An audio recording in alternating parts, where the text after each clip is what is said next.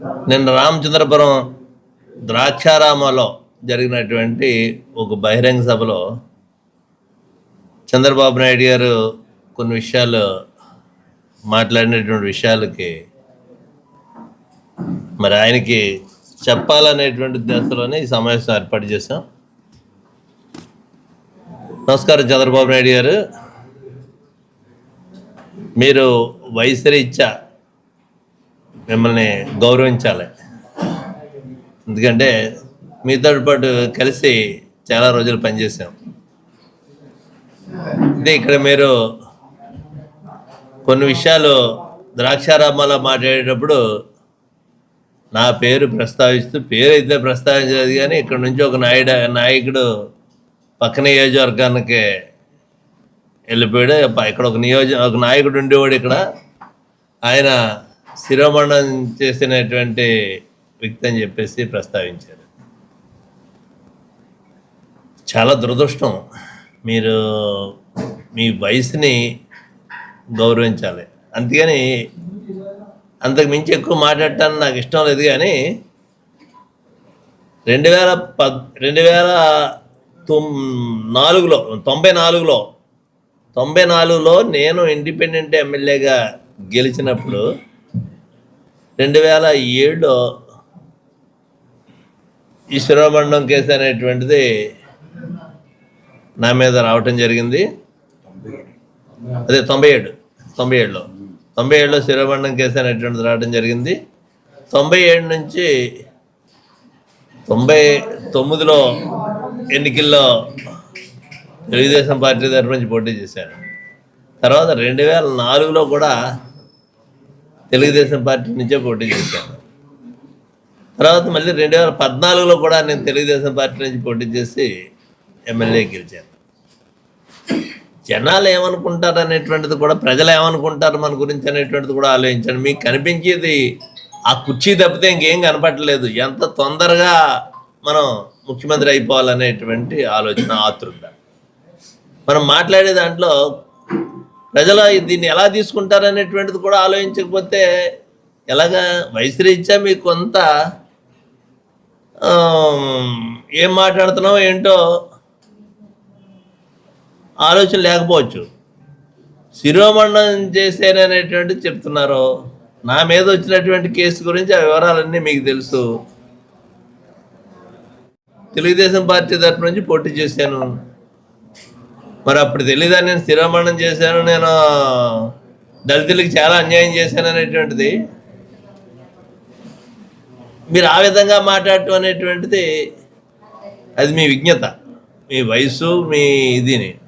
తర్వాత ఇంకా చాలా విషయాలు మాట్లాడుతూ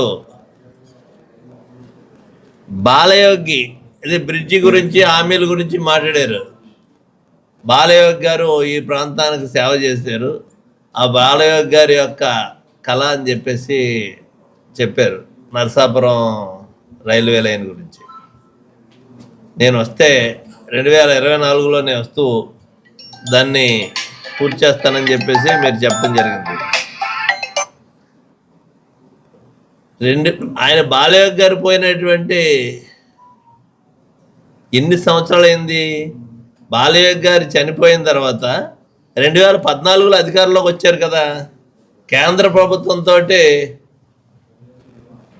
మరి అప్పుడు ఈరోజు ఎలాగైతే కేంద్ర ప్రభుత్వంతో మరి కలిసి పోటీ చేశారో 2014లో కూడా కలిసి పోటీ చేయడం జరిగింది. అధికారంలోకి వచ్చారు. 2014లో అధికారంలోకి వచ్చి 2019 వరకు అధికార పార్టీలో ఉండి మళ్ళీ అధికారంలోకి వస్తే నేను పూర్తి చేస్తాను ఇది అనేటువంటి చెప్పడం అనేటువంటిది అది మీ విజ్ఞత. ఏ రోజు దాని గురించి పట్టించుకోలేదు. ఈ రోజుని ఇదే కాకుండా ఇంకా ఓఎన్జీసీ డబ్బుల గురించి చెప్పారు. ఓఎన్జీసీకి సంబంధించినటువంటిది, ఓఎన్జీసీ గ్యాస్ లైన్ వెళ్తున్నటువంటి ప్రాంతంలో పడవలు తిరగకూడదని చెప్పేసి ఆ పడవలో నిషేధ టైంలో వాళ్ళకి డబ్బులు ఇవ్వటం అనేటువంటిది ఓఎన్జీసీ ఇచ్చేది. చాలా కాలం నుంచి మనం అధికారంలో ఉన్నప్పుడు అప్పుడు ఆ రోజుల్లో తెలుగుదేశం పార్టీ అధికారంలో ఉన్నప్పుడు ఆ డబ్బులు ఇవ్వకపోతే జగన్మోహన్ రెడ్డి ఇచ్చి తర్వాత ఓఎన్జీసీ వాళ్ళ దగ్గర డబ్బులు తర్వాత సంవత్సరాలకు డబ్బులు కట్టించడం కూడా జరిగింది. ఇవన్నీ తెలియకుండా మీరు ఏదేదో మాట్లాడుతూ ఏదో చేస్తూ మీ ఇష్టానుసారంగా మాట్లాడటం అనేటువంటిది దీన్ని తీవ్రంగా నేను ఖండిస్తున్నాను. అనేటువంటిది మీ వయసు రీత్యా మంచిది కాదు. నాకు ఇదివరకు ఒకసారి మాట్లాడారు మీరు, ఒక నాయకుడు ఎక్కడి నుంచి అక్కడికి వచ్చాడని చెప్పేసి అక్కడి నుంచి ఎక్కడికి వెళ్ళాన్నాడు. మీరు ఎక్కడి నుంచి ఎక్కడికి వెళ్ళారు? ఇదివరకు ఒకసారి చెప్పాను నేను. మళ్ళీ నేను మాట్లాడటం నాకు ఇష్టం లేదు. కానీ మీకు మధ్య మరుపుతో మళ్ళీ అదే మాట మాట్లాడుతున్నారు. ఏదైతే చంద్రగిరిలో పోటీ చేశారు, ఒకప్పుడు మీరు చంద్రగిరిలో పోటీ చేసినప్పుడు కాంగ్రెస్ పార్టీ తరఫున పోటీ చేసి కాంగ్రెస్ పార్టీ మీకు ఆ రోజుల్లో సినిమాటోగ్రఫీ మంత్రి ఇచ్చినట్టు నాకు గుర్తు. ఆ రోజుల్లోనే ఇక్కడ నుండి తర్వాత మీరు కుప్పం వెళ్ళారు. ఎక్కడి నుంచి ఎక్కడికి వెళ్ళారు? ఇది కాకుండా మీ లోకేష్ గారు ఎక్కడి నుంచి ఎక్కడికి వచ్చి పోటీ చేశాడు? బాలకృష్ణ గారు ఎక్కడి నుంచి పోటీ చేస్తున్నాడు? ఈరోజు మరి మీరు తీసుకొచ్చినటువంటి మనిషి ఎక్కడి నుంచి తీసుకొచ్చి పోటీ చేస్తున్నారో మీరు పక్కన పెట్టుకున్న మనిషి సుభాష్ని చూపిస్తూ సుభాష్ ఓటేమని అడుగుతున్నారు. తప్పులేదు. మరి ఒక ఇక్కడ నుంచి పక్కకి వెళ్ళిపోయినటువంటి వ్యక్తిని నా గురించి చెప్తున్నారు, మీరు మాట్లాడుతున్నారు. మీకు తెలుగుదేశం పార్టీకి రామచంద్రపురం నుంచి నేను వచ్చిన తర్వాత జెండా కట్టేటువంటి గతి లేదు. ఆ విషయం మర్చిపోతున్నారు మీరు. మీకు దిక్కు లేనటువంటి పరిస్థితుల్లో రామచంద్రపురం నియోజకవర్గంలో తెలుగుదేశం పార్టీ ఉంది. రేపు 100% తెలుగుదేశం పార్టీ అక్కడ ఓడిపోతుంది, వైఎస్ఆర్ పార్టీ గెలుస్తుంది. సరే, ఇంక బోస్ గారు మాట్లాడారు, లేకపోతే ఆయన ఏదో అప్పుడు పుల్లు అన్నారు, ఇప్పుడు పిల్లి అన్నారు. ఆయన ఇంటి పేరే పిల్లి. నేను పుల్లు అని ఎప్పుడు ఆయన చెప్పలేదు. ఆయన పులు అన్నారు, పులు అనుకున్నాను నేను. సరే, ఆయన ఏమనంటే ఆయన మాట్లాడతాడు. కానీ ఈ రకమైనటువంటి విధానంతో మాట్లాడటం అనేటువంటిది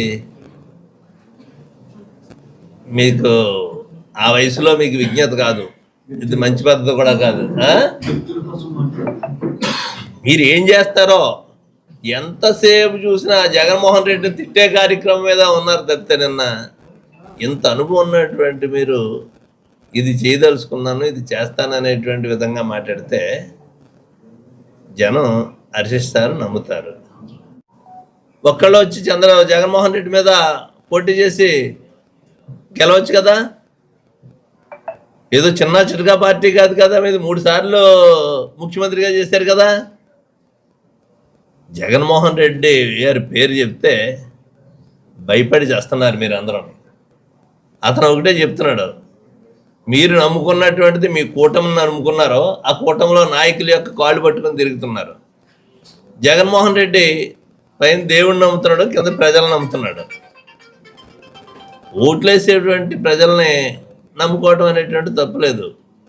ఇది చేశానని చెప్పి ధైర్యంగా చెప్తున్నాడు కాబట్టి ప్రజల దగ్గర పోతున్నాడు. ఏమీ చేయలేనటువంటి పరిస్థితుల్లో మీరు ఉన్నారు కాబట్టి మీరు ఎంతసేపు ఆ కూటమిని వాళ్ళ కాళ్ళు పట్టుకుని వీళ్ళ కాళ్ళు పట్టుకుని నెలల తరబడి ఢిల్లీ చుట్టూ ప్రదక్షిణలు చేసి ఈరోజు మీరు ఈ రకంగా మాట్లాడుతున్నారు. ఖచ్చితంగా రామచంద్రపురంలో కానీ ఈ జిల్లాలో కానీ వైఎస్ఆర్ పార్టీ అధిక సీట్లు గెలుస్తుంది. ఈ రాష్ట్రంలో జగన్మోహన్ రెడ్డి గారే ముఖ్యమంత్రి అవుతాడు. ఇది ప్రజలు ఎక్కడికి వెళ్ళినా చెప్తున్నటువంటి విషయంగా తెలియపరుస్తూ, దయచేసి ఈ రకమైనటువంటి శిరోమండం ప్రజలు మీతోటి నా 3 సార్లు పోటీ చేస్తాను శిరోమండం కేసు జరిగిన తర్వాత ఈవేళ మళ్ళీ శిరోమండం కేసు చేసినటువంటి వ్యక్తి గురించి మీరు అర్థం మాట్లాడుతున్నారంటే మీ పక్కన ఉంటే నేను చాలా గొప్పండి. 4 సార్లు టికెట్ ఇచ్చారు. మీ పక్కన ఉంటే నేను చాలా గొప్పండి. మీకు దూరం అయ్యేటప్పటికీ ఇవన్నీ జ్ఞాపకొస్తున్నాయి. మీకు మీ వయసు రీత్యా ఇంకా ఎక్కువ మాట్లాడటం బాగోదని నేను తోటి ఎక్కువ మాట్లాడదలుచుకోలేదు.